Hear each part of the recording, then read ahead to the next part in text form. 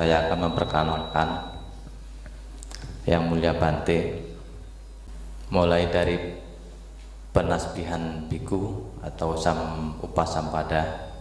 Nama penasbihan Hemadamu, tempat penasbihan Padepokan Dhammadipa Arama, tanggal penasbihan 8 Juni 2005. Nama Upajaya Yang Mulia Sukemo Mahatera. Nama Kamawa Cacarya Yang Mulia Jotida Mutera. Nama Anu Sawa Nacarya Yang Mulia Atimido Tera. Selanjutnya ada juga di sini tertulis penasbihan Samanera atau Papaja. Nama penasbihan Hemadamu, tempat penasbihan sama seperti tadi, Padepokan Dhammadipa Arama, tanggal penasbihan 1 Desember 2002. Nama Upajaya Yang Mulia Sukemo Mahatera. Nama Padbaja Carya Yang Mulia Jotidamo Tera. Dan pada saat ini beliau menjabat sebagai pengelola Sanggadana 1. Domisili Yang Mulia Bante berdomisili di Wihara Dhammapala, Jalan Grendeng Pulo, RT 002/RW 001 Grendeng, Kecamatan Karawaci, Tangerang, Banten. Itulah biodata Yang Mulia Bante Hemadamu Mahatera. Selanjutnya pada malam hari ini Yang Mulia Bante akan membahas tentang mencegah keburukan, menumbuhkan kebajikan. Selanjutnya kepada Yang Mulia Bante kami persilahkan.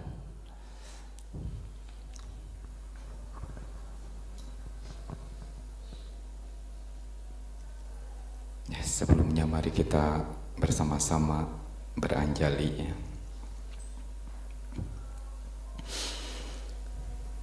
Namo tassa bhagavato arahato samma sambuddhassa. Namo tassa bhagavato arahato samma sambuddhassa. Namo tassa bhagavato arahato samma sambuddhassa. Terpujilah Sang Bhagawa. Namo Buddhaya.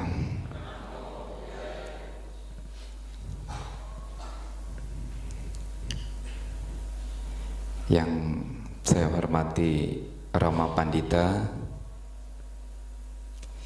Ibu, Bapak, Saudara-saudari, para upasaka, upasika yang berbahagia. Malam hari ini berkumpul bersama melakukan satu kegiatan, yaitu kegiatan yang dilakukan menjelang menyambut datangnya Hari Trisuci Waisak, yaitu kegiatan PPD, Pekan Penghayatan Dhamma, ya, yang dilakukan di wihara ini. Ini adalah pekan yang ketiga, ya, di mana setiap Sabtu dan Minggu ada kegiatan ini, ya. Semua ini tentunya dilakukan oleh pengurus wihara untuk membuat umat-umat, ibu bapak saudara-saudari semua bisa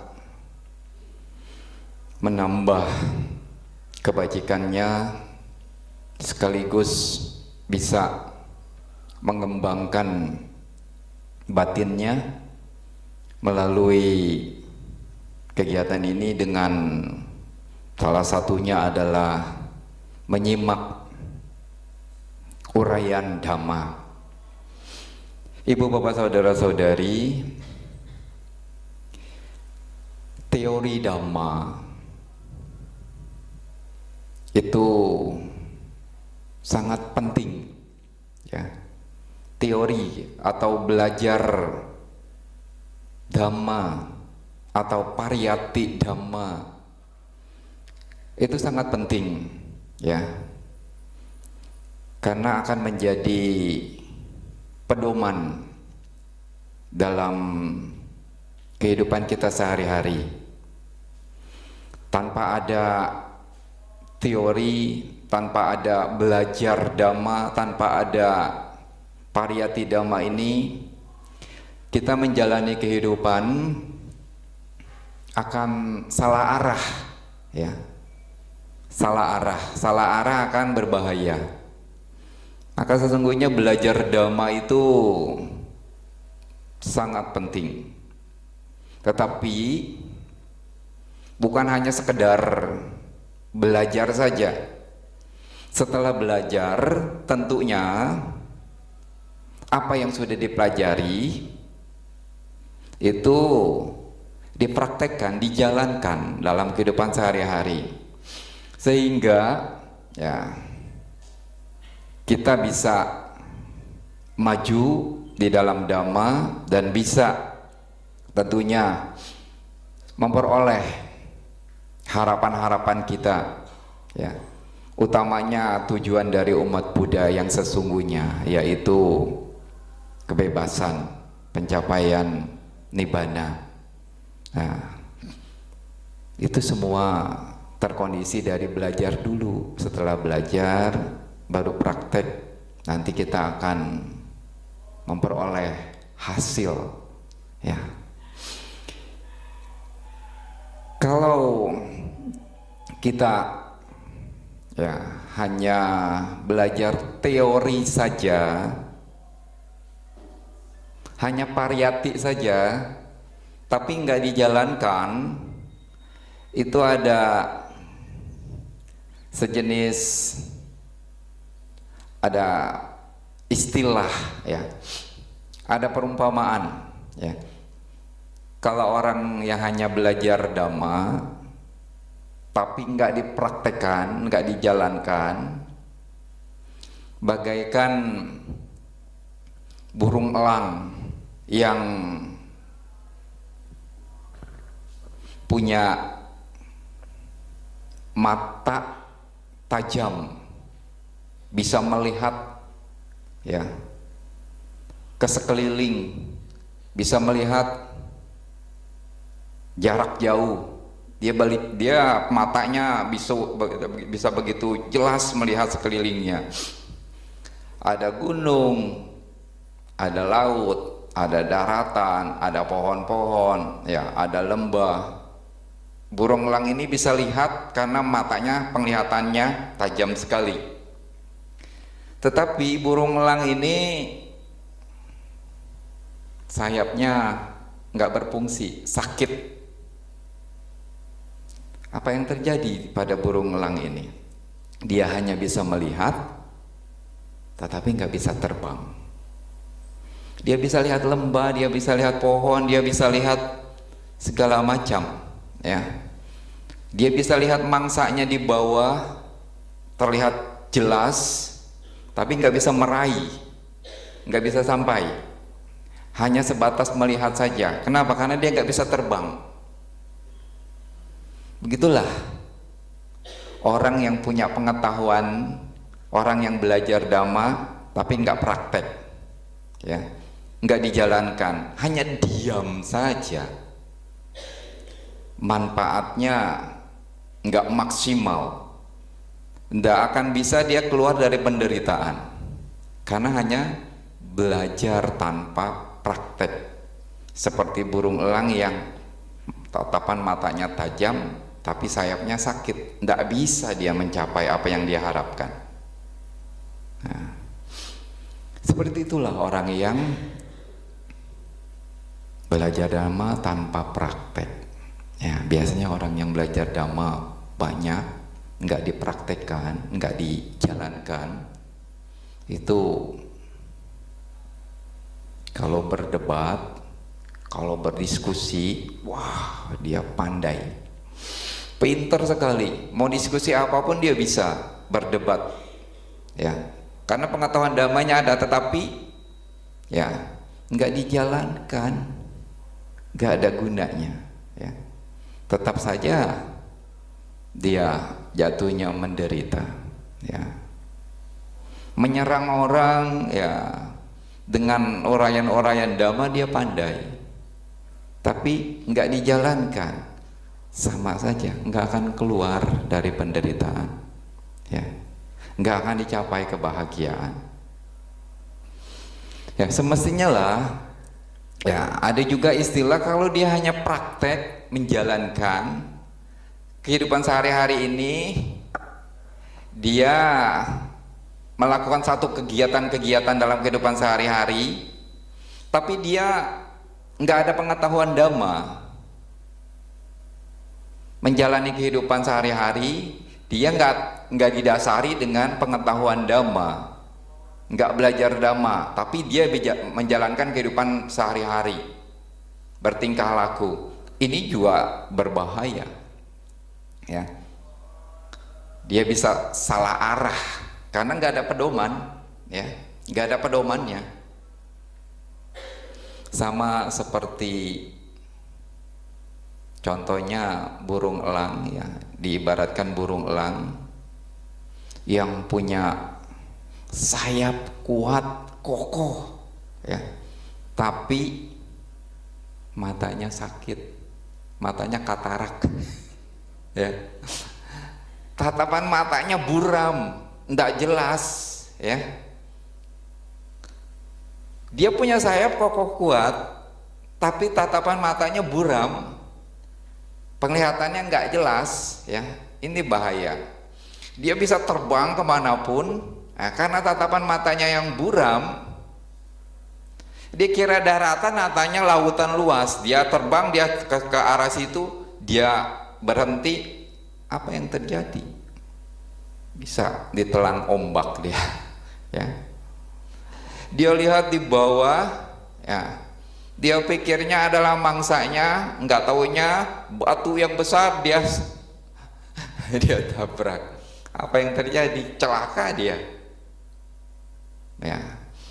Begitulah kalau orang yang menjalankan kehidupan ini, ya,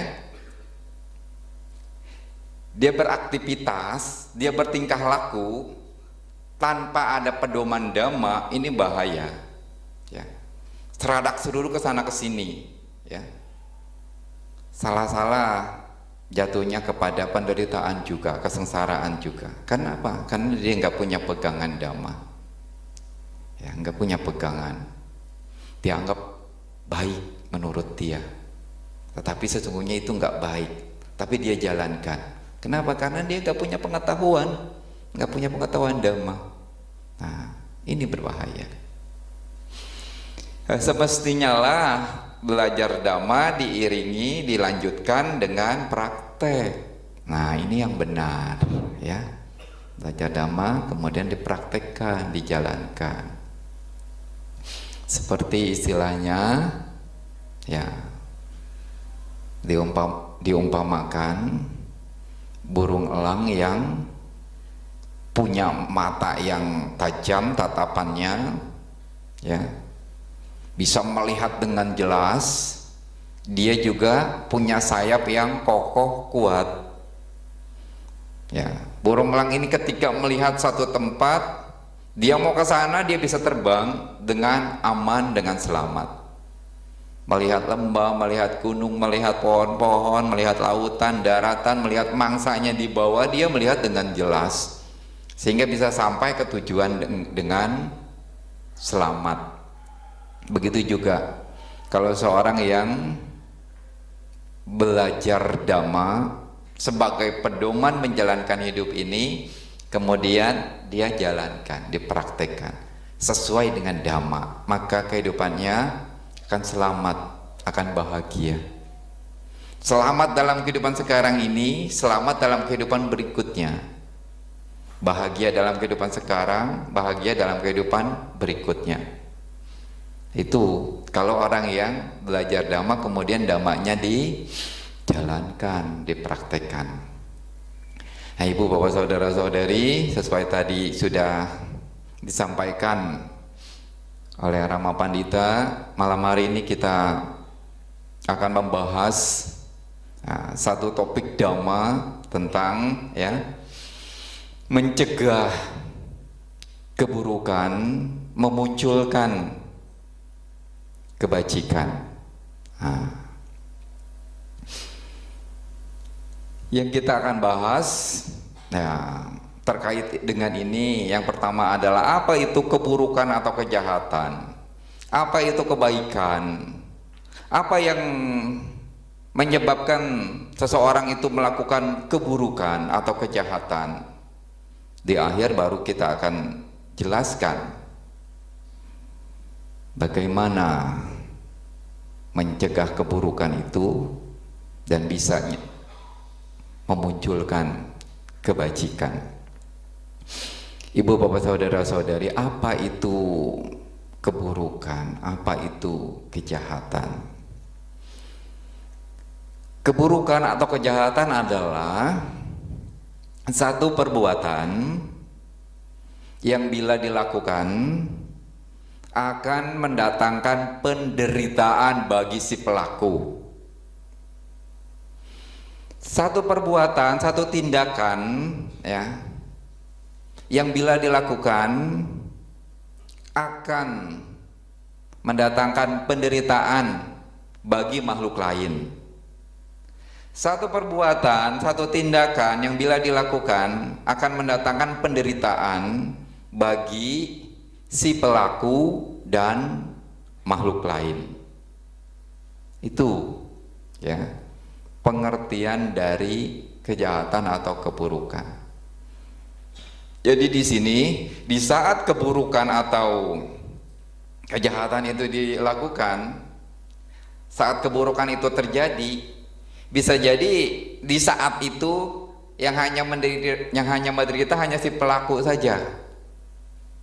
Makhluk lain tidak menderita. Bisa jadi di saat keburukan itu dilakukan, kejahatan itu dilakukan, makhluk lain yang menderita, si pelakunya saat itu tidak menderita. Bisa jadi di saat keburukan itu dilakukan, di saat itu dua-duanya menderita, baik si pelaku maupun makhluk lain. Ibu, Bapak, Saudara-saudari, apa jenis-jenis dari keburukan atau kejahatan ini? Keburukan atau kejahatan ini terbagi menjadi 3, yaitu keburukan kejahatan melalui tubuh, keburukan kejahatan melalui ucapan, dan keburukan atau kejahatan melalui pikiran. Apa itu keburukan atau kejahatan yang melalui tubuh? Membunuh makhluk hidup, menyebabkan makhluk-makhluk itu pindah alam, menyebabkan terjadinya kematian pada makhluk lain. Nah, ini adalah pembunuhan. Yang kedua adalah yang berkaitan dengan yang dilakukan oleh tubuh, yaitu mengambil barang milik orang lain yang tidak diberikan. Walaupun mungkin barangnya harganya nggak seberapa, Kalau itu tahu milik orang lain dan tahu orang yang pemilik barang itu nggak niat untuk memberikan, walaupun harganya nggak seberapa, yaitu masuk dalam pencurian, itu masuk dalam kejahatan melalui tubuh. Lain halnya kalau itu di sana ada istilahnya ada wisasa. Wisasa itu adalah kalau kita tahu ya si pemilik itu ya, berdasarkan kedekatan kita dengan orang itu ya, kita tahu kalau barang ini diambil walaupun itu barang dia, kita tahu orang pemiliknya itu tidak akan marah karena ada kedekatan dengan kita. Itu bukan pencurian ya, walaupun belum izin sama si pemiliknya, tapi secara sadar kita tahu bahwasanya kalau barang ini kita ambil, si pemiliknya nggak akan marah sama kita karena kedekatan kita, keakraban kita ya. Itu bukan pencurian.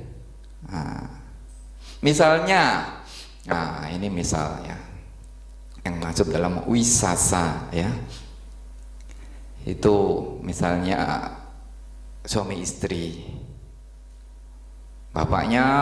suaminya pulang kerja, dompetnya ditaruh di meja, ya, suaminya ya beres-beres yang lain, mandi atau apa, tiba-tiba di depan ada tukang bakso. Si ibu ini pengen beli bakso, langsung ambil isi dompet bapaknya. Tapi karena yakin tahu kalau diambil selembar si bapaknya nggak bakalan marah, itu bukan pencurian. Itu bukan pencurian. Tapi kalau tahu suaminya itu pelit, nggak suka berbagi, kalau barangnya itu kalau diambil dia marah, itu masuk pencurian walaupun uang suaminya. Nah, ini ada kedekatan, ada keakraban, maka hati-hati. Kalau itu nggak akan diberikan oleh suaminya, walaupun punya suami, kalau diambil suaminya akan marah, nggak seneng, itu masuk dalam pencurian. Tapi kalau udah namanya hidup berkeluarga, udah deket, udah tahu karakternya masing-masing, kalau saya ambil ini, pasangan hidup saya nggak akan marah, itu bukan pencurian. Walaupun setelah mengambil baru bilang, dan si pemilik ini nggak marah, itu bukan pencurian. Nah, itu yang dimaksud dengan wisasa. Ada kedekatan, ada keakraban. Nah, begitu juga dengan ibu dengan anak dengan orang tua. Ya, biasanya kan kalau ngambil apa, anak-anak nggak perlu minta-minta, ya kan? Langsung ngambil aja, kayak macamnya pulang sekolah langsung makan. Mama papanya nggak ada, ya karena tahu mama papanya nggak akan marah kalau dia makan. Itu bukan pencurian ya. Jadi ada kedekatan, ada keakraban, dan kalau diambil itu ya, orang yang pemilik barang itu nggak akan marah. Itu bukan pencurian. Nah, kecuali kalau sudah tahu, wah, orang ini kalau barangnya diambil akan marah, wah, itu udah masuk dalam pencurian walaupun satu keluarga. Seperti itu ya. Kemudian yang berhubungan dengan kejahatan melalui tubuh adalah ya asusila ya, melakukan hubungan seks dengan bukan pasangannya yang resmi, pasangan yang sah. Nah, ini kejahatan melalui tubuh.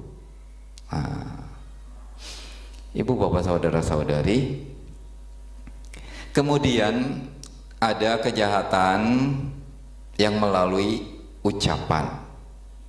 Nah, kalau melalui tubuh ini ada 3, melalui ucapan ada 4, yaitu berbohong, menghasut, berkata kasar, dan berucap ucapan yang enggak bermanfaat atau omong kosong, sampah palapa, omong kosong.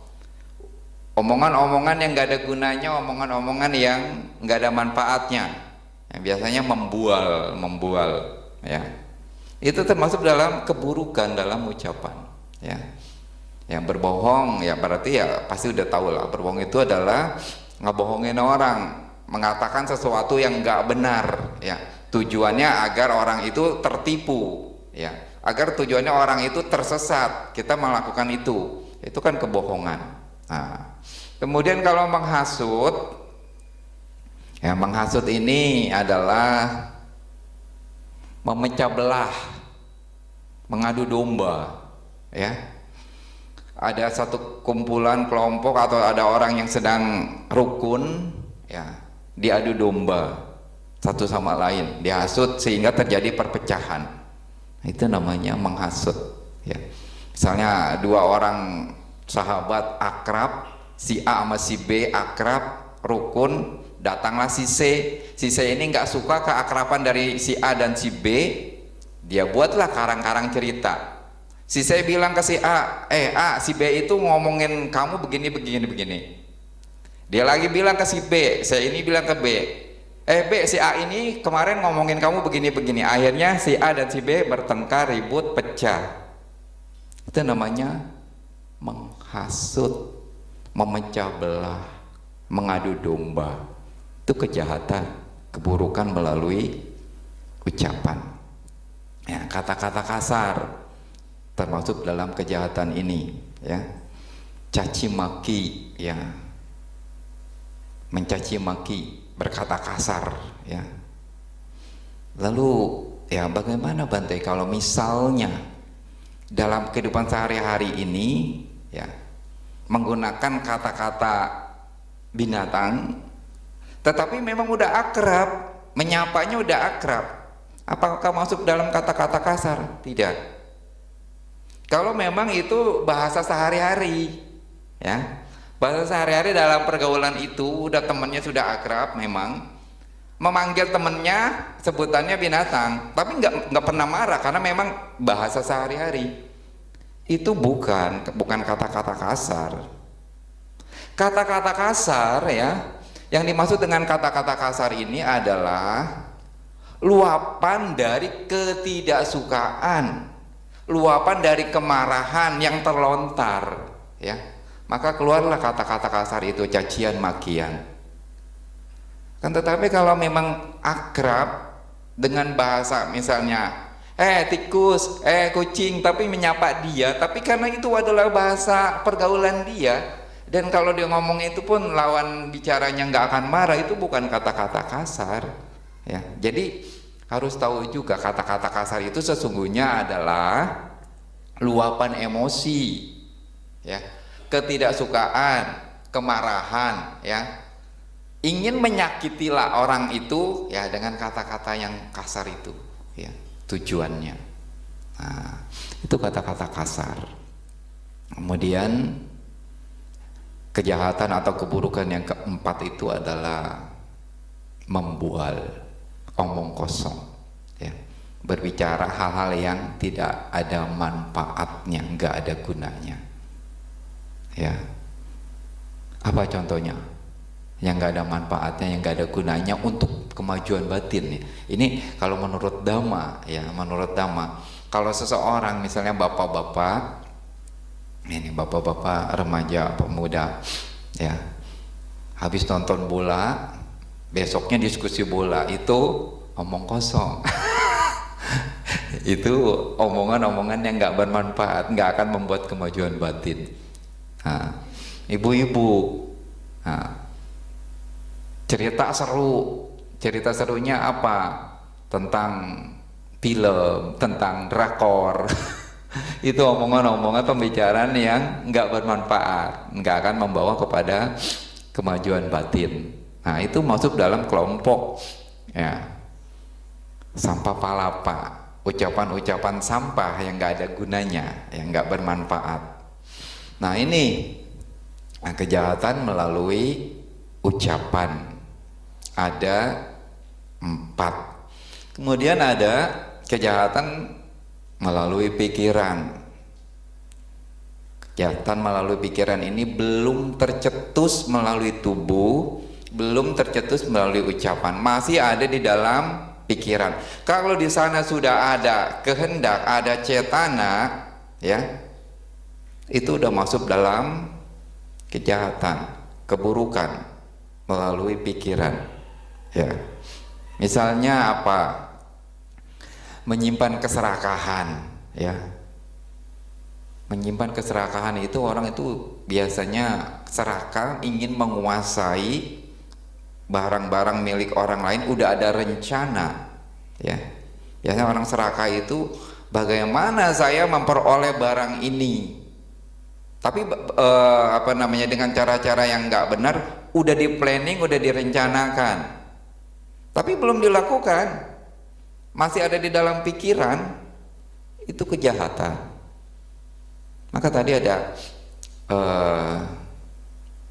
istilah, ya, tadi di awal, apa definisi dari kejahatan itu, ya. Yang pertama adalah suatu perbuatan yang kalau dilakukan si pelakunya menderita tapi orang lain belum menderita. Nah, itu yang dimaksud dengan ini, ya, kejahatan yang masih di dalam pikiran. Kalau orang berencana, ya, dengan pikiran yang penuh keserakahan, dia sesungguhnya udah menderita. Kenapa? Bagaimana nih saya untuk memperoleh itu, usaha saya itu, dia planning, dia berpikir dengan keras, itu udah penderitaan, ya. Begitu juga yang kedua adalah, nah ini lebih jelas lagi kalau contoh yang kedua, yaitu menyimpan dendam, kemarahan yang masih ada di dalam pikirannya, belum tercetus melalui perbuatan, belum tercetus melalui ucapan, masih di dalam pikirannya, ya. Dia menyimpan ketidaksukaan, kebencian, ya, termasuk di sini ada kroni-kroni dari kebencian, ketidaksukaan, yaitu iri hati, cemburu, masuk di situ, ya. Coba kalau seorang itu sedang dikuasai kemarahan, apa sih yang dia rasakan dalam batinnya? Sejuk atau panas? Panas, udah menderita. Orang yang dia mau marahin, orang yang dia dendam, apakah menderita? Tidak, ya kan? Jadi dia sendiri udah menderita sendiri. Nah, apalagi kalau seseorang itu sedang dikuasai iri hati misalnya, cemburu atas keberhasilan orang lain, nggak suka dengan keberhasilan orang lain, iri hati. Tetangganya beli mobil baru, jalan pakai mobil baru, AC-nya dingin, dia yang kepanasan, klepek. Kenapa? Karena iri hati. Dia menderita sendiri. Ya, orang lain yang ini enggak masalah. Nah, itulah. Maka dikatakan ada kejahatan itu yang si pelakunya sendiri yang menderita, makhluk lain belum tentu menderita. Karena itulah kejahatan yang masih ada di dalam pikiran, keburukan-keburukan yang masih ada di dalam pikiran, ya. Jadi ada yang namanya keserakahan, ada yang kemarahan, dan yang ketiga adalah punya pandangan salah, ya. Punya pandangan salah ini masuk dalam keburukan atau kejahatan melalui pikiran. Nggak bisa membedakan mana yang baik, mana yang buruk, mana yang bermanfaat, mana yang tidak bermanfaat, ya, mana yang berguna, mana yang tidak berguna. Dia nggak bisa punya pandangan yang benar, ya, pandangan yang keliru, pandangan yang salah. Ini menjadi keburukan.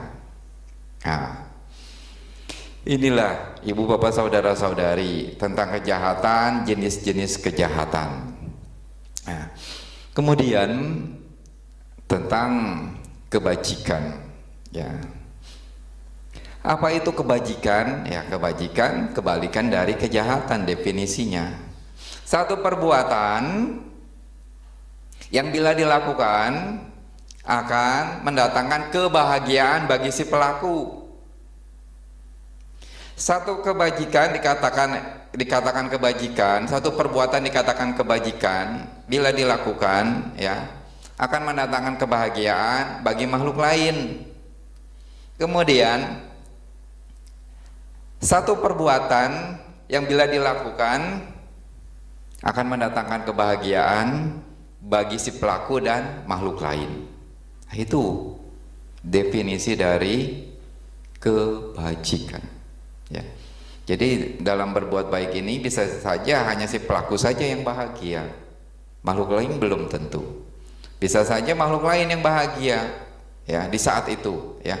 Jadi si pelakunya ya biasa-biasa aja. Nah, kemudian yang ketiga ini dua-duanya si pelaku dan makhluk lain bahagia di saat itu, ya, sama-sama bahagia.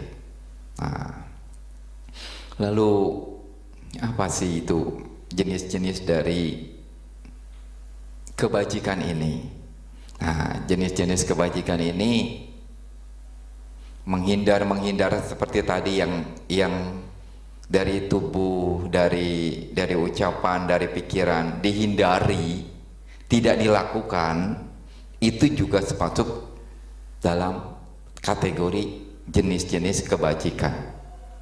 Nah, jadi dari tubuhnya nggak membunuh, nggak mencuri, nggak asusila, dijaga sikap tubuhnya jangan sampai melakukan hal-hal yang buruk, tidak melakukan pembunuhan, tidak melakukan pencurian, tidak melakukan asusila. Ini menjadi satu kebajikan. Pengendalian tubuh, ya, pengendalian ucapan, tidak berbohong, tidak menghasut, tidak berkata kasar, tidak omong kosong, tidak berbicara hal-hal yang tidak bermanfaat. Ini menjadi satu kebajikan. Kemudian tidak menyimpan keserakahan, tidak menyimpan kemarahan, dan memiliki pandangan yang benar, pandangan yang lurus. Nah, ini masuk dalam kebajikan, ya. Kemudian ada penjelasan yang lain yang masuk dalam kebajikan ini bisa dikelompokkan menjadi 3, ya, yaitu dana, sila, dan bawana. Nah, dana pemberian sudah jelas. Kadang-kadang ada orang yang dalam berbuat baik berdana, ya udah lepas begitu saja.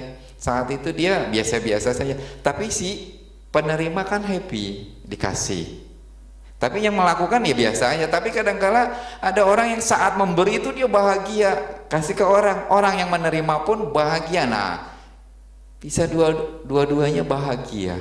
Itu dalam satu perbuatan aja bisa seperti itu. Ada orang yang kalau berdana ya sudah lepas begitu saja, tapi dalam batinnya juga biasa aja. Tapi kadang-kalanya dia itu senang, bahagia, kemudian dia berikan ke orang lain, orang yang menerima itu juga bahagia, maka dua-duanya bahagia.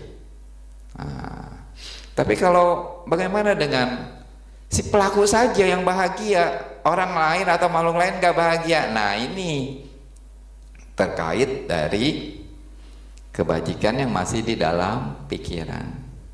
Nah, ibu bapak saudara-saudari, ini terkait dari yang namanya bawana. Seorang yang melatih bawana, ya, misalnya salah satu contoh adalah meta bawana. Meta bawana itu mengkondisikan si pelaku bahagia. Belum tentu makhluk lain bahagia, belum tentu sampai ke makhluk-makhluk lain, tetapi si pelakunya karena berpikir semoga saya bahagia, semoga semua makhluk bahagia, dia bahagia. Nah, jadi si pelakunya bahagia, belum tentu makhluk lain bahagia. Ketika ibu bapak saudara-saudari walaupun dengan kesungguhan hati, ya, memancarkan pikiran cinta kasih, seorang yang memancarkan pikiran cinta kasih itu terlebih dahulu dia harus ada cinta kasih di dalam batinnya. Dia kondisikan dulu, sudah bahagia di dalam batinnya, baru dia bisa memancarkan ke makhluk lain. Dan makhluk lain itu bisa jadi nggak bahagia. Kenapa? Karena kita juga nggak tahu kondisi batin masing-masing makhluk lain. Tapi yang jelas ketika kita melakukan meta bawana, kebajikannya yang kita rasakan, kebahagiaan itu pasti si pelaku itu pasti dia bahagia. Kenapa? Karena orang mau memancarkan meta itu dia harus benar-benar menghilangkan kemarahan, kebencian terhadap apapun. barulah dia muncul yang namanya meta, itu cinta kasih. Nah, ketika dia melenyapkan yang buruk-buruk itu, ya muncul ketenangan, kebahagiaan, tandanya cinta kasih sudah muncul di dalam batin dia. Ya, belum tentu makhluk lain itu, apakah dengan kita mengucapkan semoga semua makhluk bahagia, tiba-tiba saja semua makhluk itu bahagia? Belum tentu. Ya, karena kondisi makhluk-makhluk itu juga tidak sama. Nah, tapi yang jelas, ketika kita melakukan meta bawana, pastinya si pelaku itu bahagia. Nah, maka ini dikatakan perbuatan baik, di mana bisa jadi hanya si pelakunya saja yang bahagia, makhluk lain belum tentu. Nah, ini adalah kebajikan yang biasanya melalui pikiran. Nah, ibu bapak saudara-saudari, inilah tentang kebajikan. Nah, ibu bapak saudara-saudari, tadi di sekilas udah dijelaskan tentang ya, poin-poin yang akan saya sampaikan. Nah, poin yang ketiga yaitu apa yang menyebabkan manusia atau orang-orang ini melakukan keburukan, melakukan kejahatan, ya. Apa penyebabnya? Nah, di dalam Siggalowada Sutta, ya, bagian dari Digha Nikaya, penyebab dari orang-orang yang melakukan keburukan, penyebab dari orang-orang yang melakukan kejahatan itu ada 4, ya. Yang pertama, karena adanya nafsu kesenangan indria. Seseorang yang sedang dikuasai nafsu kesenangan indria, bila dengan cara-cara yang benar, cara-cara yang baik nggak bisa dia dapat, dia bisa lakukan dengan yang hal-hal yang buruk demi memuaskan nafsu kesenangan indrianya, ya.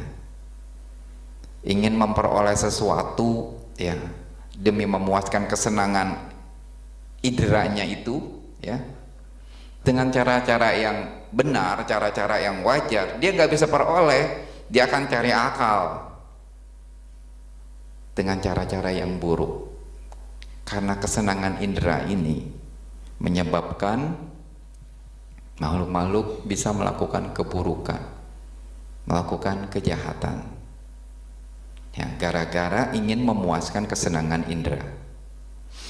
Ya, kalau di zaman-zaman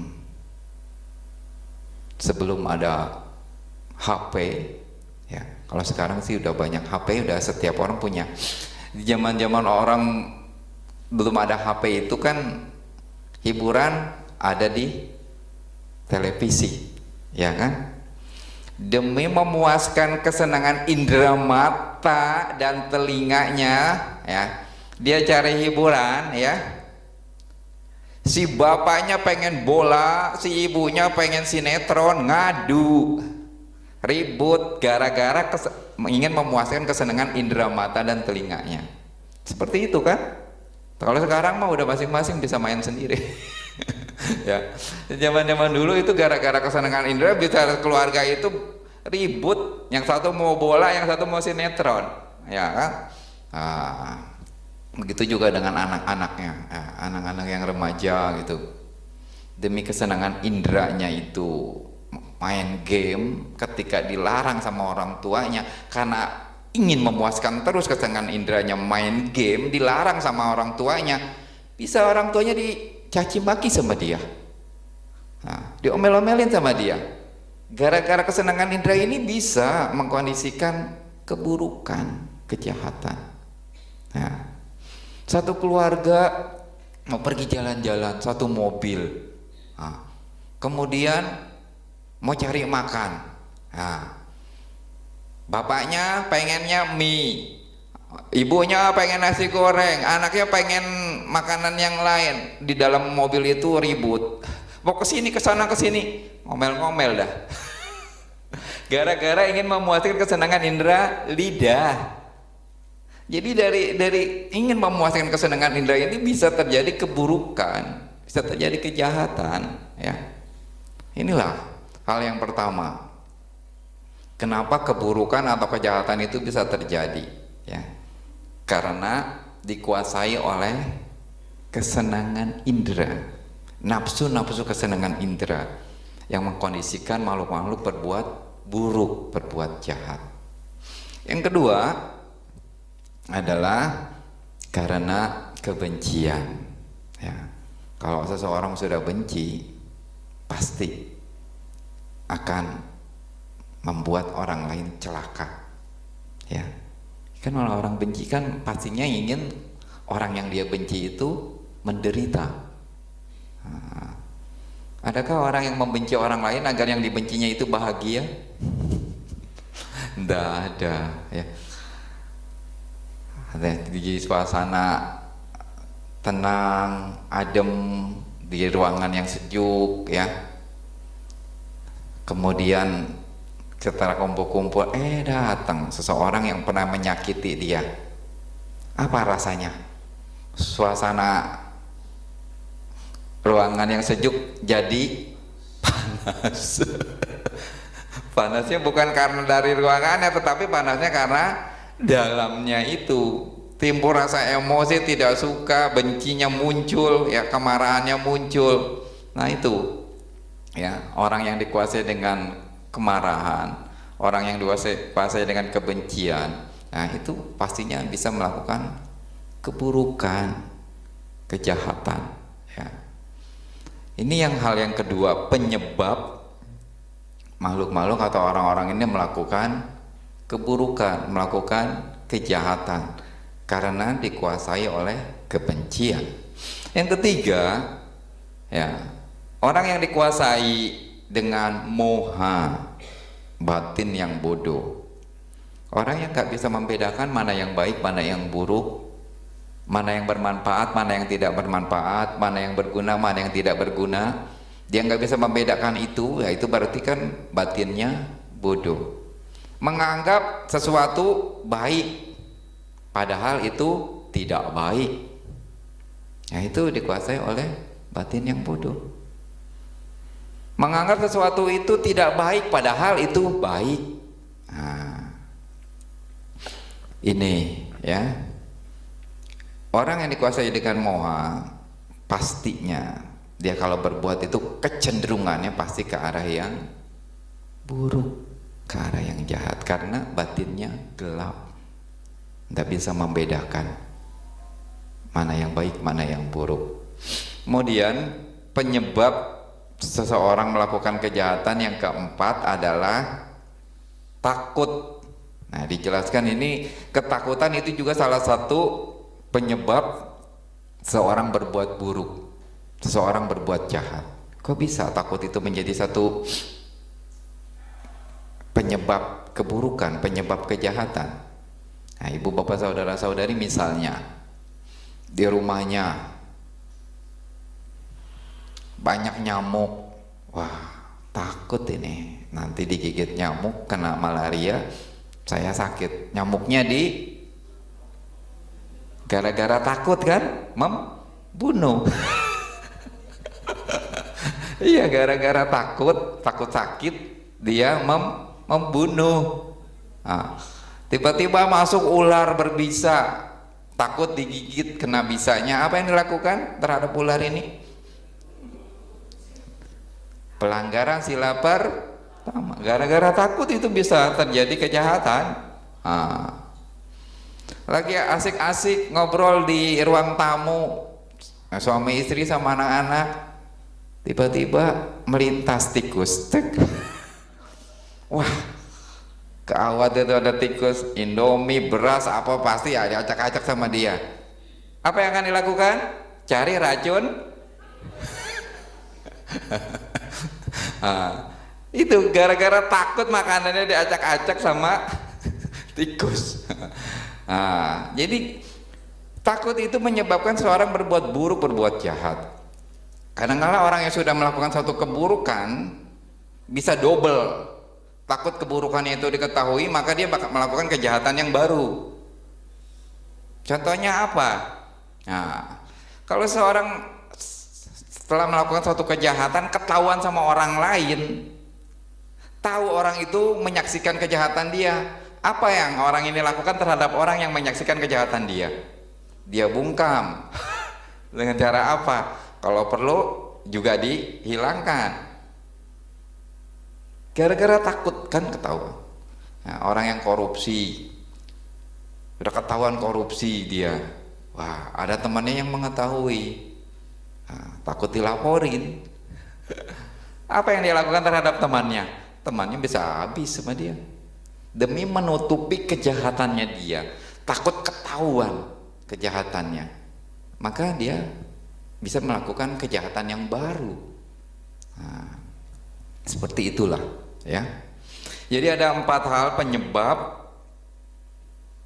kejahatan. Yang pertama karena nafsu kesenangan indria, yang kedua karena kebencian, yang ketiga karena kebodohan batin, yang keempat karena takut.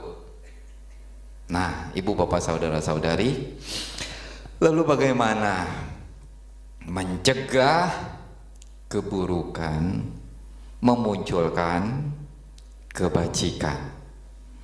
Nah, di dalam Anggutara Nikaya kelompok 4, dalam Anggutara Nikaya ya kelompok 4 ya, dijelaskan bila ada hal-hal sebagai berikut ya, maka seorang udah pasti bisa mencegah keburukan. Seorang pasti udah dipastikan dapat memunculkan kebajikan. Apa? Yang pertama dia harus punya sada. Kalau orang punya sada, ya, punya sada, orang nggak akan berbuat buruk. Kalau dia ada keyakinan kepada tiratana, justru dia akan berbuat baik. Ya, seorang yang punya sada, keyakinan yang kokoh kuat terhadap tiratana, terhadap Buddha, Dhamma dan Sangha, dia tidak akan berbuat buruk. Misalnya kalau dia sadanya kuat terhadap ajaran Sang Buddha, terhadap Dhamma, salah satu ajaran Sang Buddha yang dia yakini, dia percaya akan hukum karma, dia nggak akan berani berbuat buruk. Pasti dia akan termotivasi berbuat baik. Kenapa? Kalau dia berbuat buruk, buahnya adalah penderitaan. Kalau dia berbuat baik, buahnya adalah kebahagiaan. Nah, kalau dia benar-benar yakin, seseorang yang yakin akan ajaran Sang Buddha, dia pasti akan menghindari yang buruk. Dia pasti akan memunculkan yang baik-baik. Nah, ini hal yang pertama yang perlu ada di dalam batin kita, agar keburukan-keburukan ini tersingkirkan, agar kebajikan ini berkembang, munculkan sada, keyakinan. Kemudian ya ini terkait dari sada yang ajaran Sang Buddha itu, yaitu ya ini sebenarnya 2 poin tapi saya jadikan 1, hiri dan otapa ya.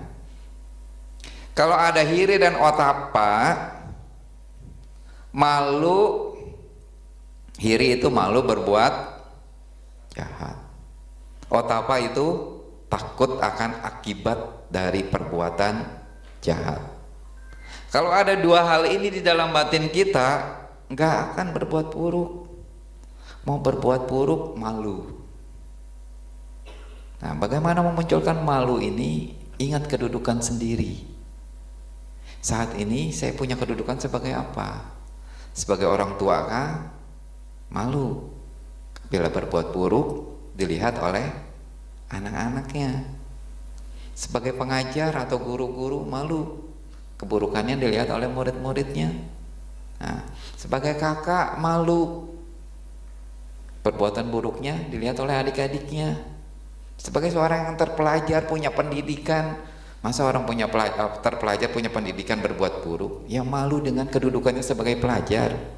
Nah, ingat kedudukannya sebagai apa itu bisa menimbulkan rasa malu berbuat buruk. Otapa, takut. Nah, ini memahami hukum kama. Kalau otapa ini memang hukum kamanya tentang kejahatan. Nah, takut akan akibatnya. Kalau hukum kama lebih luas, ada kejahatan, ada kebaikan. Tapi kalau khusus yang otapa ini adalah takut akan akibat dari perbuatan jahat, khusus ke kejahatannya. Nah, maka kejahatan nggak akan terjadi kalau ada otapa, ya, rasa takut akan akibatnya. Seperti tadi dijelaskan tentang ya keburukan-keburukan itu, kalau dilakukan, wah, udah terbayang akibatnya. Kalau membunuh, sering membunuh, buahnya akan dipetik, akan pendek umur. Kalau mencuri, nanti bisa kalau lahir lagi jadi manusia, nanti di keluarga yang miskin, serba kekurangan. Kalau asusila, nyeleweng, selingkuh, buahnya, nah ini kalau dijelaskan ya bisa jatuh ke alam neraka. Dari selingkuh ini orang yang nyeleweng itu bisa jatuh ke alam neraka, nah, ke alam rendah, ke alam neraka. Sebenarnya pelanggaran-pelanggaran sila itu juga semuanya bisa mengkondisikan lahir di alam neraka, di alam rendah, ya. Takut akan akibatnya. Kalau yang berhubungan dengan ucapan, berkata kasar, caci maki, nah, kalau lahir lagi misalnya ada kebajikan yang lain, lahir lagi jadi manusia, akan memiliki wajah yang tidak rupawan, wajah yang tidak menarik. Nah, itu akibatnya. Kita bayangkan akibat dari keburukan, maka kita takut melakukan keburukan, takut melakukan kejahatan.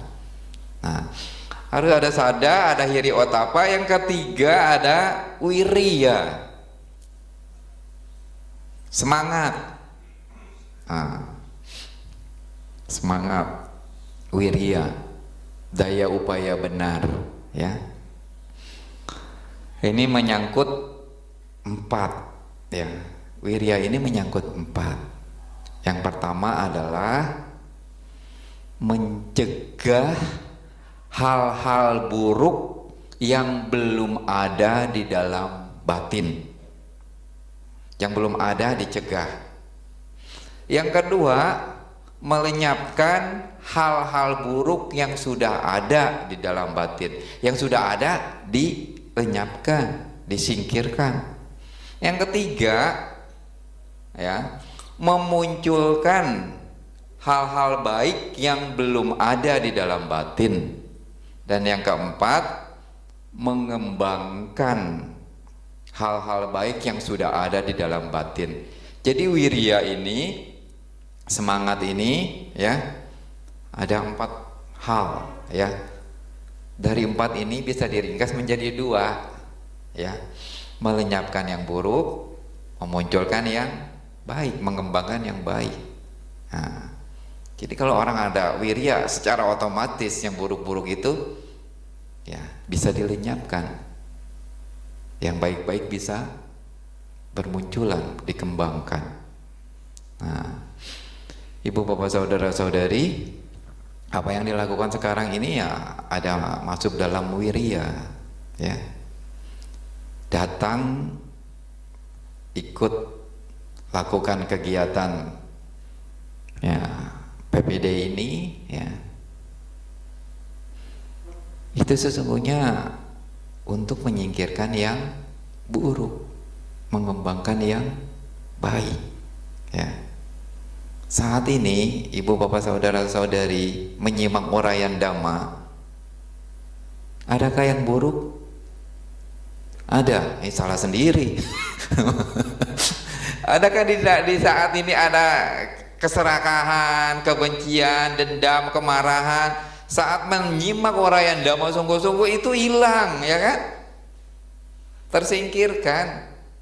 Justru sedang diisi dengan nilai-nilai yang baik, pengertian-pengertian Dhamma itu dikembangkan, ya. Itu namanya ada wiriya di saat kita melakukan puja bakti. saat melakukan baca parita, saat melakukan mendengarkan dhamma. Nah, di sana ada wirya di sana. Yang buruk-buruk tersingkirkan, yang baik-baik berkembang. Nah, kemudian yang keempat yang harus dikembangkan adalah panya.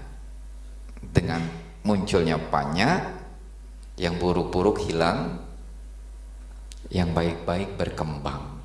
Ya, kebijaksanaan ini. Inilah 4 hal yang membuat seseorang itu mencegah keburukan, memunculkan kebaikan. Ada sada, ada hiri otapa. Sebenarnya hiri otapa ini bisa dijadikan 2 juga, jadi 5 ya. Ada sada, hiri otapa, ada wirya dan panya. 4 hal ini dikumpulkan, dikembangkan, maka yang buruk-buruk bisa dicegah, yang baik bisa muncul, bisa berkembang. Jangan kebalik seperti tadi, yang pengkondisi keburukan malah itu yang dikembangkan. Bahaya, yaitu nafsu-nafsu kesenangan indria, kebencian, kemudian kebodohan batin, takut. Wah, malah ini yang dikembangkan, bahaya. salah dengar. Justru yang terakhir inilah yang harus dikembangkan agar kita maju dalam mendama ini prakteknya. Sekali lagi dijelaskan, ibu bapak saudara saudari, jadilah seperti burung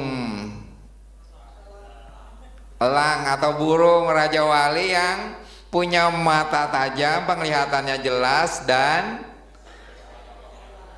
punya sayap yang kokoh kuat. Nah, sekarang sudah dikasih mata.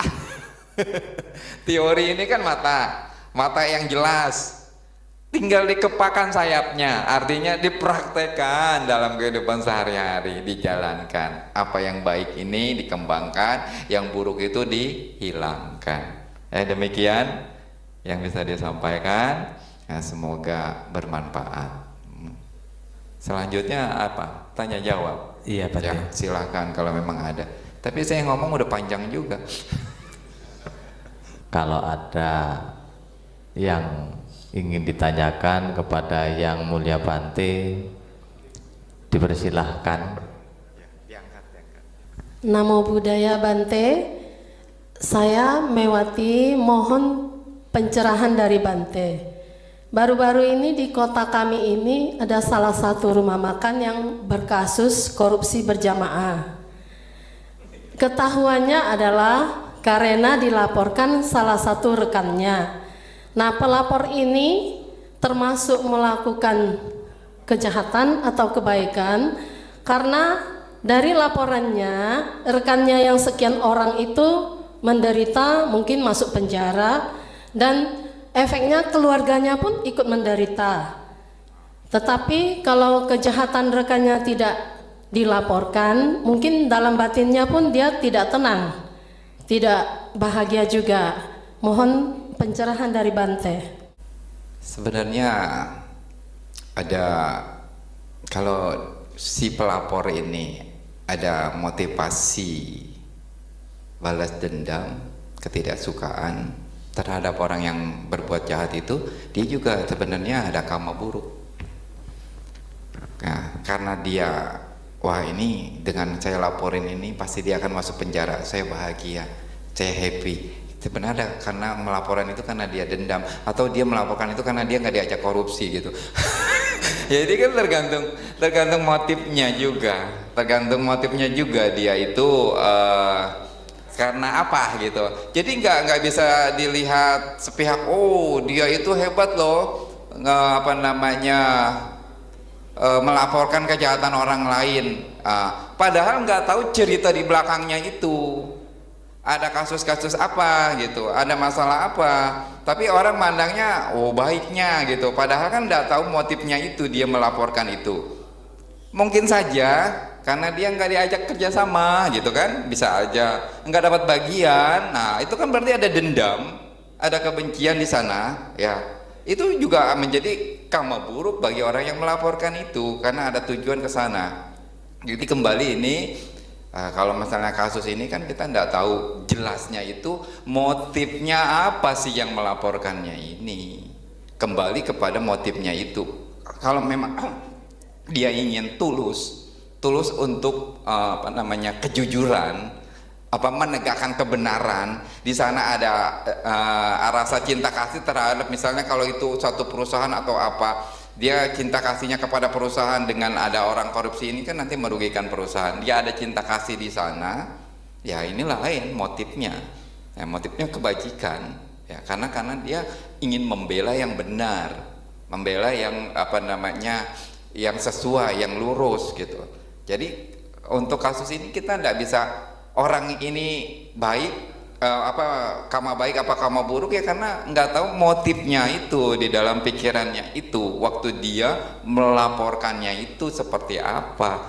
Kalau ada dendam, ada ketidaksukaan terhadap orang itu ya tentu di situ ada karma buruk.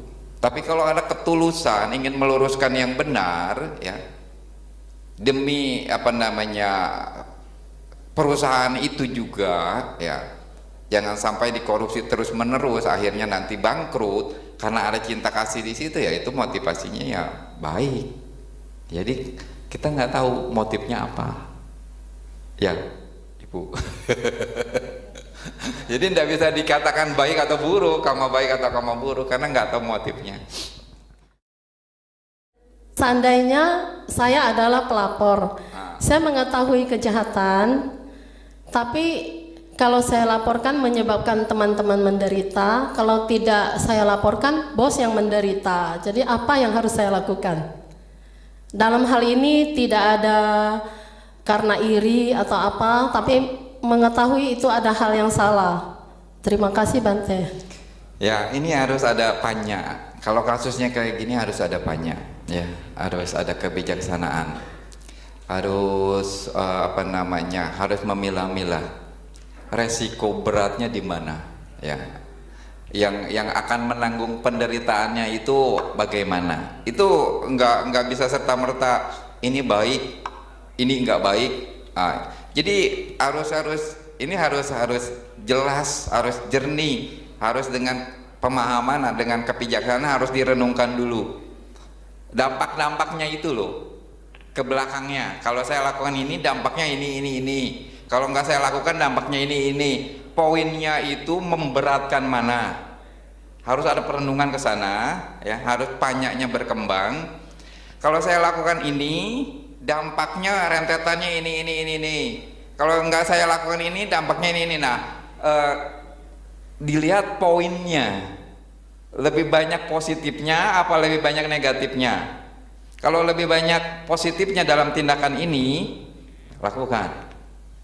Tapi justru apa yang saya lakukan ini nanti pengaruh negatifnya justru lebih besar, jangan.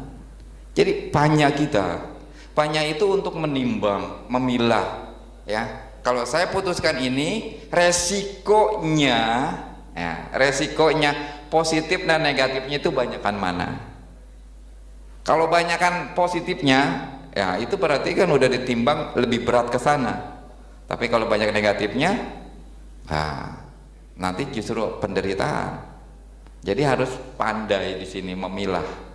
Panyanya harus berkembang. Harus dipandang dari berbagai sisi, berbagai posisi. Ya harus itu. Orang belajar dhamma harus dalam memutuskan sesuatu itu benar-benar harus bijaksana, ya harus bijaksana. Kalau merujuk sutta yang disampaikan oleh Sang Buddha itu biasanya kalau Sang Buddha mau menyampaikan sesuatu itu benar, bermanfaat, ya. Tapi ya akan merugikan orang lain, ya beliau akan mencari waktu yang tepat. Jangan sampai ketika disampaikan itu terjadi sesuatu, Ya, walaupun itu benar, bermanfaat, ada tujuan, tetapi bisa merugikan orang lain, harus cari waktu yang benar-benar tepat. Tapi ini untuk kasus, bukan kasus korupsi, karena di zaman Sang Buddha ada korupsi enggak?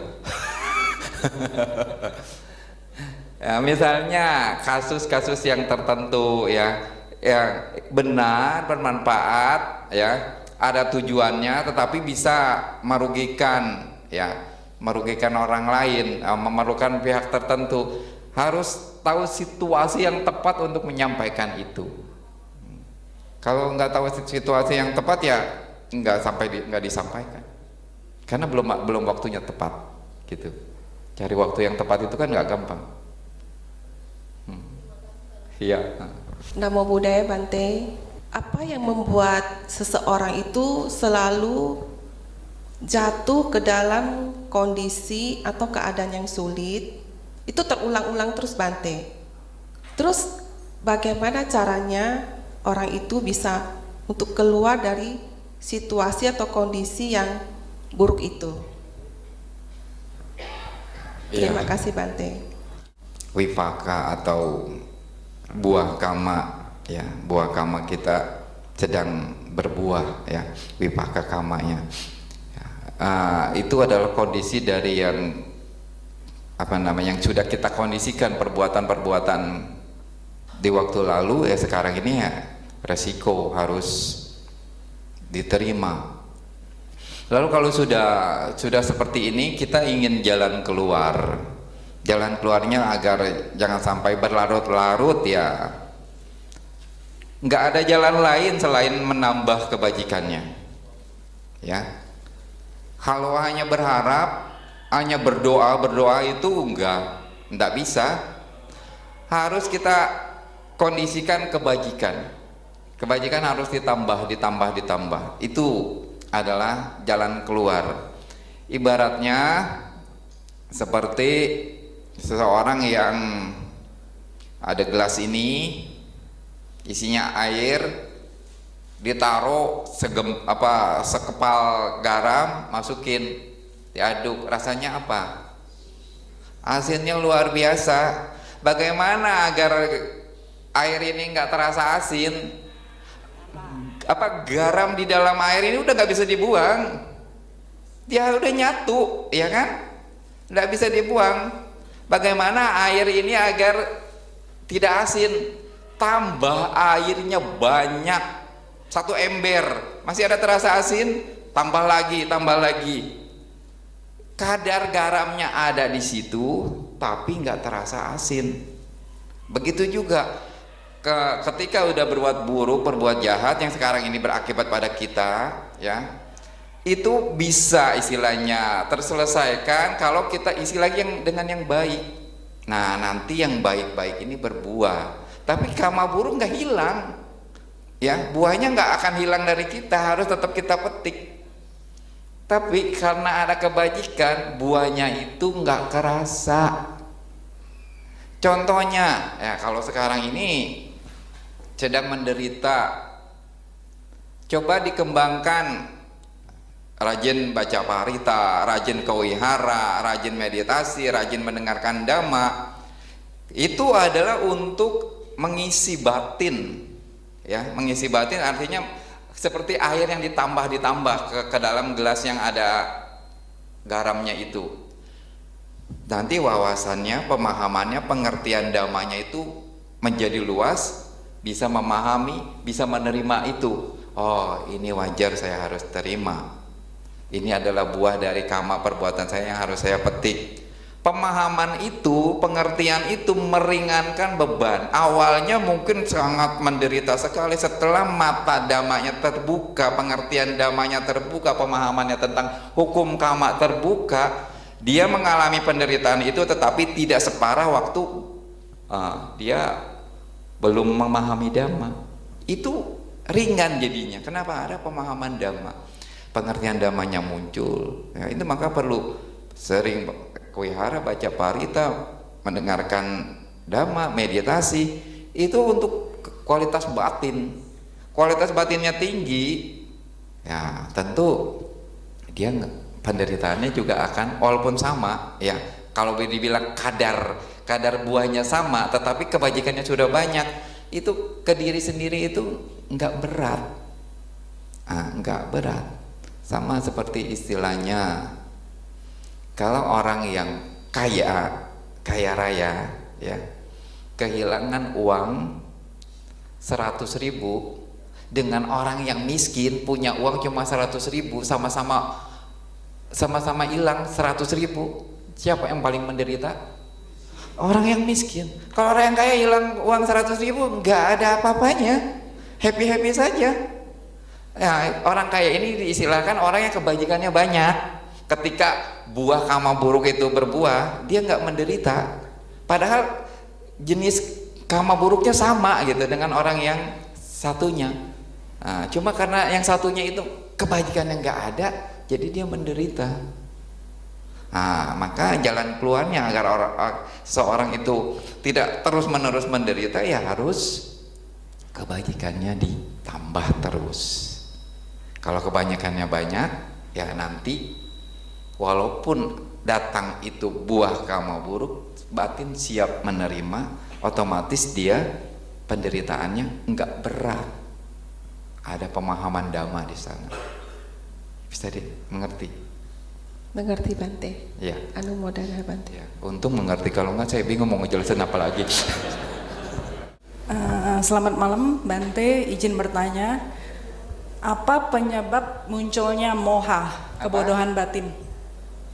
Apa penyebab munculnya moha, kebodohan batin? Yang kedua, jika karena moha kita melakukan keburukan, apakah itu termasuk kama buruk? Yang ketiga, kalau kita berbohong demi kebaikan, itu apakah termasuk kama buruk? Terima kasih Bante. Pembentuk batin makhluk-makhluk ya, salah satunya adalah loba dosa moha itu ya. Memang itu ada akar kejahatan, akar keburukan itu ada, akar kebaikan pun ada. Akar kebaikan itu ada, akar kejahatan ada di dalam batin kita. Jadi moha itu ada memang. Seseorang yang belum mencapai kebebasan, sebelum mencapai kesucian, mohanya pasti ada. Bukan penyebabnya, dia memang ada di dalam batin. Ya, karena belum mencapai kesucian, moha, loba dosa moha, dan juga faktor-faktor yang baik itu ada. Cuma yang perlu kita lakukan adalah mengembangkan yang baik-baiknya. Jangan sampai kita dikuasai oleh akar-akar yang buruk ini. Ya, kalau bertanya penyebabnya moha ya bingung jawabnya. Kenapa? Karena memang moha udah ada di dalam batin makhluk-makhluk yang belum mencapai kesucian. Bukan karena apa gitu ya, karena moha ini adalah bagian dari faktor batin ya. Kemudian pertanyaan yang kedua tadi apa ya, saya lupa. Ayo diulang dah. Kalau berbuat buruk karena kebodohan batin, itu termasuk kama buruk? Ya, pokoknya seseorang yang melakukan kejahatan ya, tetap walaupun itu dasarnya moha, malah ada penjelasan bahwa justru kalau dasarnya moha itu kama buruknya jauh lebih berat. Kenapa? Dapat diistilahkan ya, seseorang yang ada misalnya bola api. Kalau orang itu tahu bola api itu panas, misalnya mau dipegang, dia akan, kalaupun misalnya harus memegang, dia akan memegang dengan hati-hati. Tapi kalau orang yang nggak paham sama sekali, nggak ngerti bahwa bola api itu panas, ada bola api langsung dipegang, itulah si moha. Jadi jauh lebih parah penderitaan yang akan dia rasakan. Ya, itu moha. Maka dikatakan moha ini, kalau masih ada, nggak bakalan bisa mencapai kesucian. Ya. Jadi walaupun misalnya, kon moha kan nggak tahu Bante, masa orang nggak tahu berbuat buruk itu dikatakan keburukan? Itu keburukan, ya, karena faktornya nggak tahunya itu, ya, nggak ngerti, nggak paham mana yang baik mana yang buruk, ya pasti itu adalah kama buruk. Terus bagaimana dengan apa namanya, orang yang berbohong demi kebaikan gitu. Bisa dicontohkan secara secara khususnya itu kejadiannya bagaimana? Karena berbohong demi kebaikan itu apa gitu? Jenisnya apa? Misalnya apa, coba dijelaskan dulu. Karena itu terlalu global gitu. Salah satu contohnya gitu. Misalnya untuk menghindari pertikaian kita bohong gitu, supaya nggak terjadi pertikaian misalnya.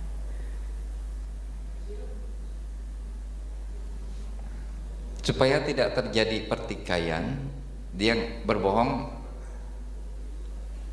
Mungkin dia mengetahui kasus, seperti kayak tadi dong.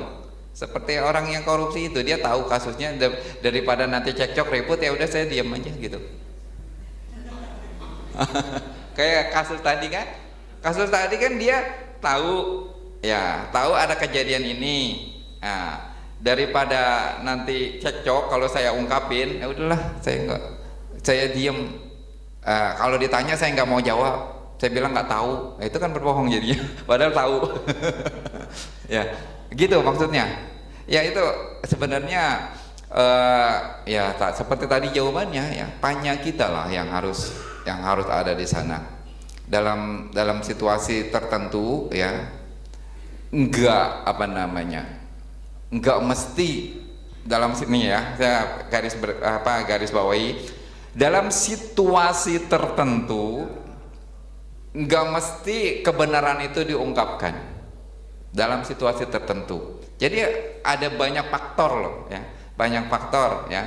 Kalau memang situasinya kondisinya belum memungkinkan, waktunya belum tepat, kebenaran itu jangan diungkapkan.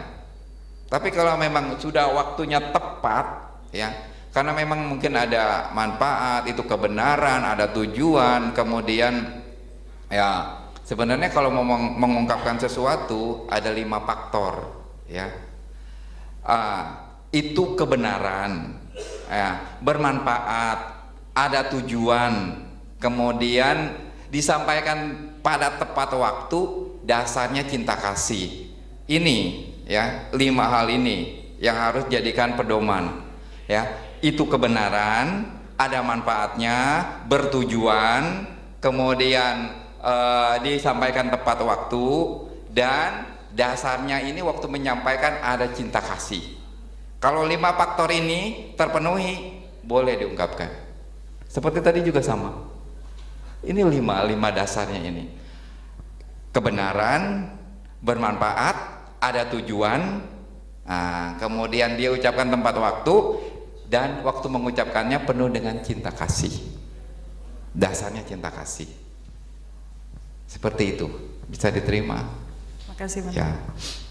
Ya, untuk bapak-bapak, satu mosok sama sekali, ya satu saja, sudah satu ini sudah ya bapak-bapak ya. Malam Bante, dikatakan tadi berbicara yang tidak bermanfaat itu termasuk kejahatan.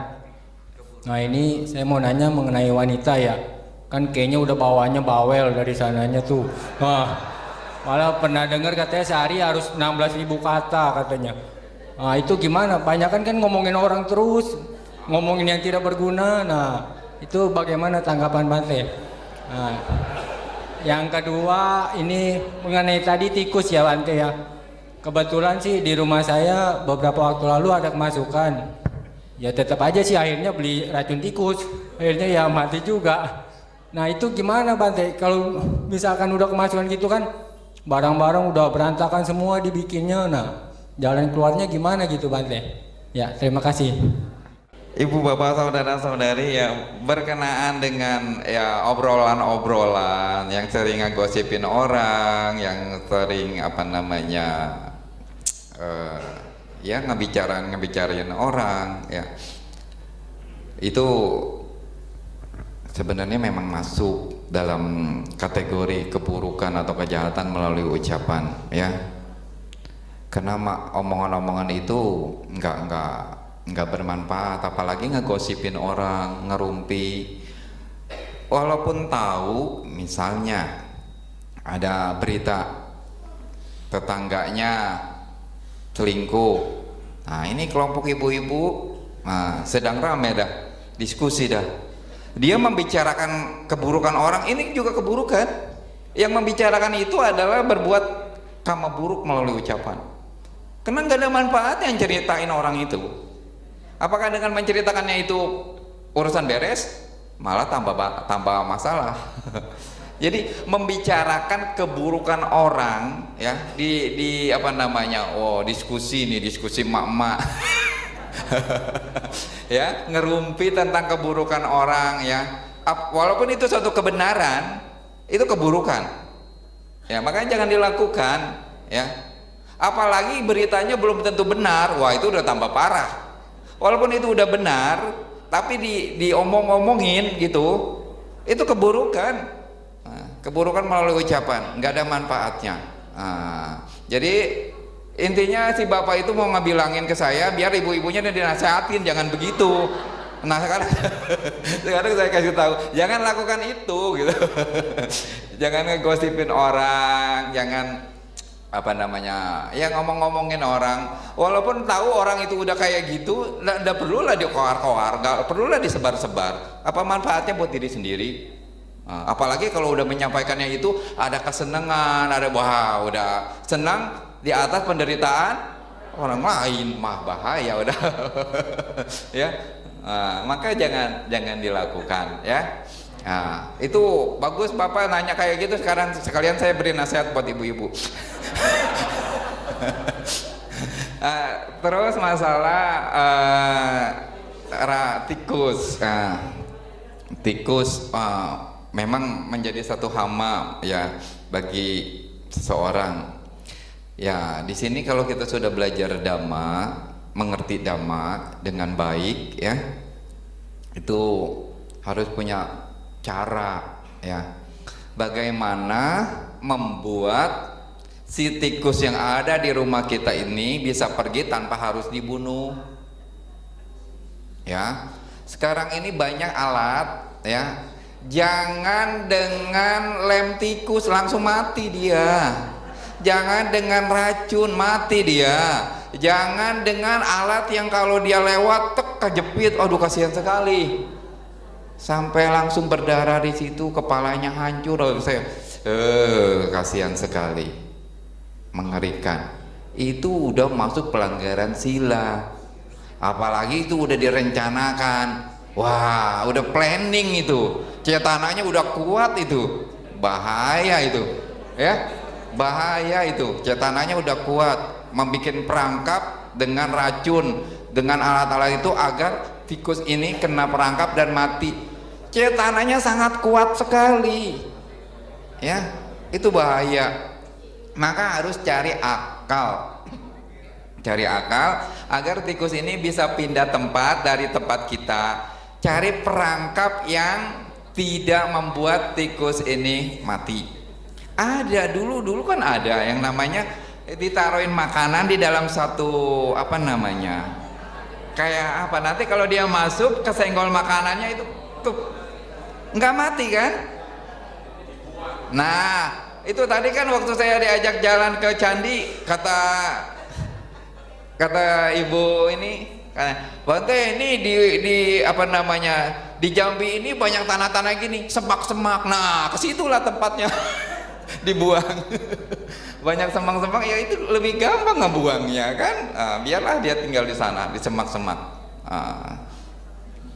Jadi harus belajar dhamma ini harus ada tanya kita berkembang ya, tahu mana bahaya, tahu yang tidak bahaya ya. Kalau kita lakukan itu akan menambah karma buruk ya, jangan dilakukan. Kalau kita nggak mau diganggu dengan itu, tentunya dengan cara-cara yang sesuai di perangkapnya itu, tapi nggak membuat makhluk ini mati ya, sehingga kita bisa pindah ke tempat lain kan aman, nggak membunuh ya. Gitu ya Pak, sudah Pak ya.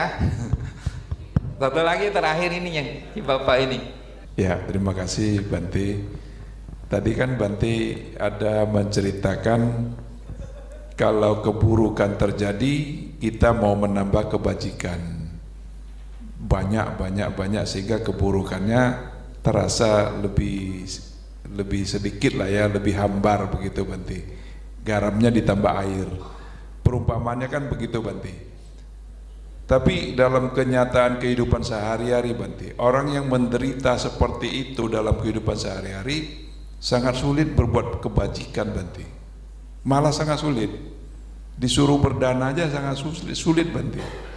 Jadi minta pencerahannya Bante, kebajikan yang mau besar ini kadang-kadang orang-orang kan mau instan Bante. Kebajikan apa yang bisa diperbuat mendatangkan berkah yang besar, instan, sehingga dia bisa terlepas dari keburukan-keburukan. Kan banyak yang seperti itu Bante. Ya, terima kasih Bante. Itu kan kebanyakan orang kan kayak gitu. Ya, tidak bisa kita punya pandangan kayak gitu. Kalau misalnya kita hidupnya di zaman Sang Buddha, ya, masih ada Sang Buddha, masih ada para biku-biku yang arahat, itu dana kecil saja kalau kepada Sang Buddha atau kepada arahat, buahnya udah besar dan bisa dirasakan dalam kehidupan sekarang juga, saat itu juga.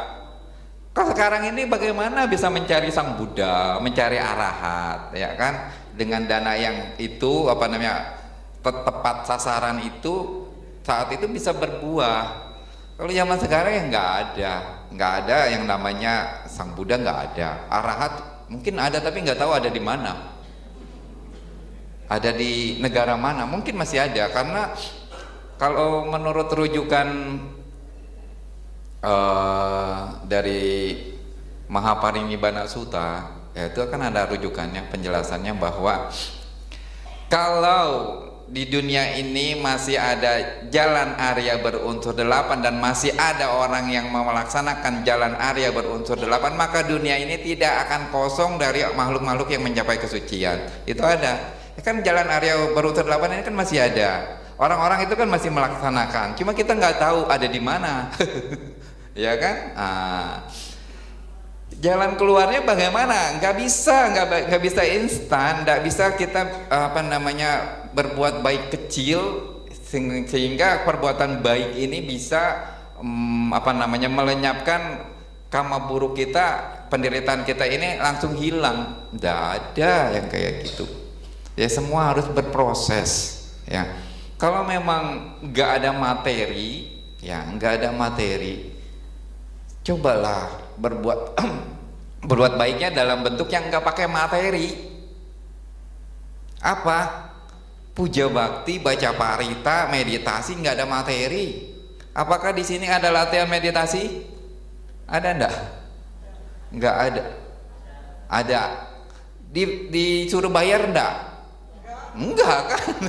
Nggak pakai bayar, ya kan? Nah, justru bawana ini, ya, kalau memang bisa berkembang batin kita, itu yang instan. Karena bawana ini bisa memahami tentang kehidupan ini, memahami tentang tubuh batin ini. Dengan memahami tubuh dan batin ini, ya otomatis penderitaan datang pun kita siap. Kan dari bawana dengan batin yang berkembang. Kalau mau instan ya meditasi. Tapi meditasinya yang mencapai tingkat-tingkat meditasi, bukan meditabo. Kalau itu ya, apalagi meditasinya mikirin utang, mikirin ini kok nggak selesai, itu bukan meditasi. Nah, itu sedang hanyut dalam penderitaan. Ya meditasi yang benar, ya sesuai dengan objeknya itu. Atau menjaga silanya, moralnya benar-benar dijaga, ya. Itu kalau menjaga sila kan tidak memberi, nggak pakai dana, nggak pakai uang. Jaga sila kita dengan sungguh-sungguh, dari bangun tidur sampai nanti tidur lagi, full tekad satu hari ini bisa mendatangkan kedamaian. Sila yang bagus itu membuat seseorang itu bahagia, tenang, damai. Cobalah ini dijalankan satu hari dulu deh, ya. Ini resep, ya. Resepnya Dari mulai bangun tidur, ya, duduk di atas tempat tidur, ya, pagi-pagi tekad, hari ini saya akan menjaga 5 kemoralan. Saya tidak akan membunuh, tidak akan mencuri, tidak akan asusila, tidak akan berbohong, tidak akan mabuk-mabukan. Ini tekad saya selama 1 hari, sampai nanti saya duduk lagi di tempat ini dan berbaring di tempat tidur ini. Saya harus jaga full 1 hari.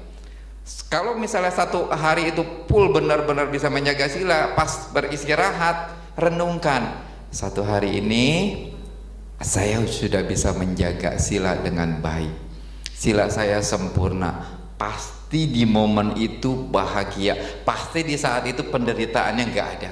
Kenapa? Karena kekuatan sila yang dia jaga itu, ya, dia renungkan, ya, asalkan benar-benar, ya, silanya 1 hari penuh itu dijaga dan diawali dengan tekad itu benar-benar. Jadi mulutnya benar-benar dijaga, jangan ngomongin orang kayak seperti tadi. Ada tempat ngerumpi, nyingkir dulu. Pokoknya jangan berbuat buruk melalui ucapan, jangan berbuat buruk melalui tubuh ini. 1 hari itu malamnya berbaring renungkan, hari ini sila saya sempurna, saya nggak melanggar sila, tekad saya terlaksana dengan baik, pasti happy. Saat itu walaupun masih ada penderitaan yang lalu yang belum selesai, di momen saat itu pasti bahagia. Nah, besok diulang lagi, 1 hari lagi direnungkan lagi, besok sampai 1 minggu, 1 bulan, 1 tahun, nanti bisa nyaman.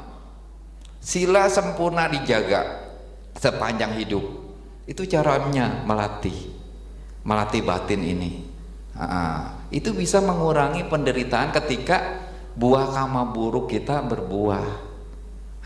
Dengan sila yang sempurna ini, sila yang baik ini, ya, mengkondisikan batin kita tentram, damai. Seperti itu, Pak. Yang instan itu. Ya, karena kalau yang zaman-zaman Sang Buddha berdana sedikit pun memang bisa langsung membuahkan di saat kehidupan itu juga. Kalau sekarang ini kan sulit, lebih baik coba. Kalau misalnya mau berdana tidak ada materi, ya lebih baik jaga sila. Nah, bisa ditingkatkan lagi bawana, seperti itu. Iya, Pak, bisa diterima. Yang kalau nggak bisa diterima, ya kita ngobrol lagi deh di sana. Demikian tadi Bapak Ibu dan saudara-saudari Dharma, satu hal yang saya garis bawahi apa yang disampaikan oleh Yang Mulia Bante tadi, penyebab perilaku jahat intinya ada 4, maaf. Ada nafsu indria, kebencian, moha atau kebodohan, dan ketakutan.